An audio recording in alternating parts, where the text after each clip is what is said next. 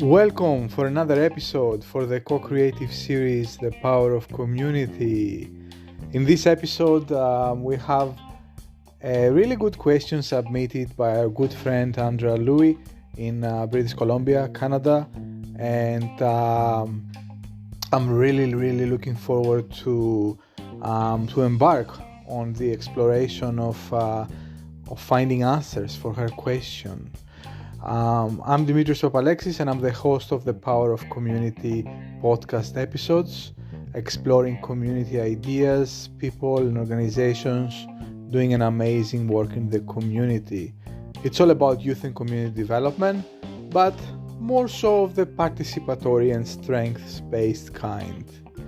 But with no further ado, let's go to Andrea's question.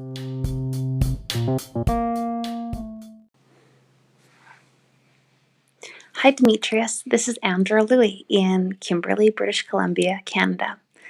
I want to ask you your thoughts on how individuals, citizens in their community, can work with nonprofit organizations if they have a grassroots community development idea that they would like to see happen in their neighborhood.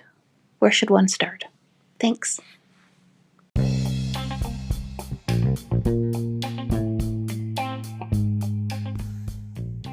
What a great question submitted by Andrea. I told you so, didn't I? However, I didn't want to answer this question on my own. At the end of the day, the name of this series is co-creative series. That means it requires more than one voice. So I went after a diverse range of voices to answer Andrea's question, and I want to answer it from many different perspectives. From the perspective of the individual, from the perspective of grants, from the perspective of organizations and government. So in this podcast episode, I will present you a wide range of voices answering Andrea's question. People from Sydney, people from all the way to the United States. So I hope you enjoy this co-creative podcast, and I hope to hear from you as well.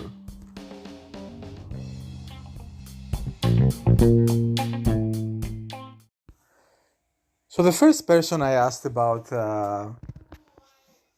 this question is Bliss Brown, all the way from Chicago. Bliss Brown is the founder and principal of the Imagine Chicago movement. And she talked about identifying the best partners in mission. So for people who have a great grassroots idea in their community, who will be the potential collaborators? And Bliss said that online research can help to begin your journey to find them. After you research and find the potential collaborators, Bliss offered some more advice of what to do. So she talked about asking questions. Ask questions around the idea for action you are interested in addressing to as many people as you can find who share an interest in it, in the idea, or even in yourself. Discover who else is actively thinking about addressing the issue or opportunity you care about. For instance, if you are thinking about starting a local food bank, you might ask questions like, who is working locally to address food security issues? Or where are hungry people getting fed locally? Then it's important to visit those individuals and organizations to whom you are led as a partner in mission. Once you are there, be as curious as possible about what they are working to accomplish. Share your idea and explore together how achieving their mission might be enhanced by working together. All these are great ideas coming from experience in bottom-up youth and community development by Bliss Brown. What other ways are out there in terms of bringing your community idea into life? I also asked Dean Quirk from the Young Men's Group in Sydney. Dean said that it's important to research the needs of the local council through the council forecasting map of each community. In terms of getting a grant, if the idea requires funding, Dean mentioned about attending grant writing workshops and networking, and also registering for community grant uptakes. Dean also suggested that you can partner with a local council, with a school, or another organization. And you can do that by developing the relationship with the community engagement officer. But more than anything, make sure that you are tailoring the grant to the needs of the people and the community. It's a great perspective in terms of securing a grant to bring your idea to life. But Dean also talked about from the perspective of organizations. He mentioned about organizations sharing with the community about grant opening updates through digital newsletters. It is also important, Dean said, that organizations encourage collaborations that support new ideas and have the potential for long-term sustainability, which involves the community. Organizations are also supposed to help with grants education workshops and what makes a successful grant. Finally, Dean said that small seed funding is a great way to work with the council or other governing bodies and an easy step into the funding process. Small seed funding meaning micro grants, small grants that can go directly to community members, usually through an auspice organization. Now, a good example of a seed grant that I was part in the past and I applied and got was the Do It Differently grants, a partnership between Bayside Council and the Southeastern Local Health District. Do It Differently grants was exactly about that, do it differently. What does this mean? It was a one-page application, so know that those usually lengthy applications, and it involved asset-based community development workshops for community members and small organizations, and giving opportunity to community members with great ideas to get a small funding so they can bring their idea into life. I applied through an auspice a few years ago, and I got a grant for a project called Everyone Has a Story. Great initiative that showcases the power of seeding grants. Now, let's say that you have a great idea, a grassroots idea for your community, but you don't really have time or want to go and find the right grant and apply for a grant and get it. Sometimes not so easy process indeed. Then you can also approach organizations or even peak bodies.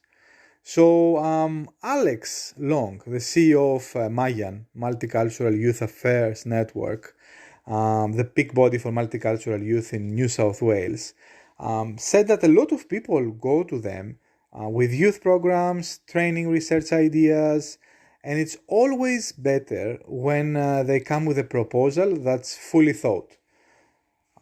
So it's important to think through your proposal and, all the objectives, the methodology, the risks, and how you're going to go about realizing it. Also, if the idea needs funding, Alex suggested that it's good to do some research about that as well and come up with some potential funding sources that could support the development and operationalization of the idea, such as grants or sponsorship. So it's good to keep in mind that a lot of organizations are busy, they have to run their own programs, they have their own tenders and KPIs, and the governance of the whole organization. So the easier you make it for them if you have an idea in terms of thinking through it and doing your homework, researching and preparing, so you have a good case when you approach them, the easier it will be for them to support you. Now I have a great example of a young person with a great idea and what he did about it. I recently did a podcast with Cosmin Luca. Cosmin is a young person who has participated in his local youth council, and he had a lot of ideas for his community. So what he did was that he founded Zoomers for Change, an organization run entirely by young people for young people. Zoomers for Change is a safe space, or as Cosmin likes to say, brave space, that builds the skills and capacity of young people to be more effective leaders in their community. It also helps them to be social entrepreneurs and advocates for brighter futures. This is a great example of a young person who went out of his way, he founded a social enterprise to be able to bring his ideas for the community and his lived experience into life. Now, Zoomers for Change is just one example of young people and community members taking positive action in their communities. And there are so many other examples, From my experience working with Soul Gen and collaborating, partnering with a number of organizations in Sydney, I know that a lot of organizations are actively working to engage the community, to host conversations, doing asset mapping and identifying community members with great ideas that can help them and support them to bring their ideas into life.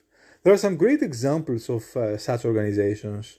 One is Hope Street in Woolloomooloo.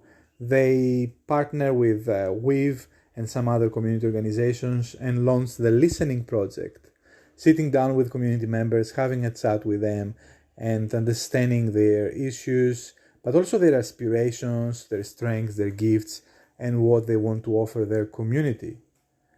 Another great example is the Cooks River Changemakers program, where Cooks River Alliance, in partnership with 4 councils, engaged community members passionate about Cooks River to develop prototypes and take positive environmental action, become stewards for the Cooks River and the environment, and a number of other similar initiatives. As we say in asset-based community development, when people care enough about something, they act. So maybe you're an individual, or maybe you represent a group of people, but if you have a great idea about your neighborhood or community, it might be exactly what we need in this moment. Or maybe you work in the local government, or another community organization, or a university. So what mechanisms do you have in place to provide platform for people to voice their ideas for their community and to get support to make that happen, to bring positive change?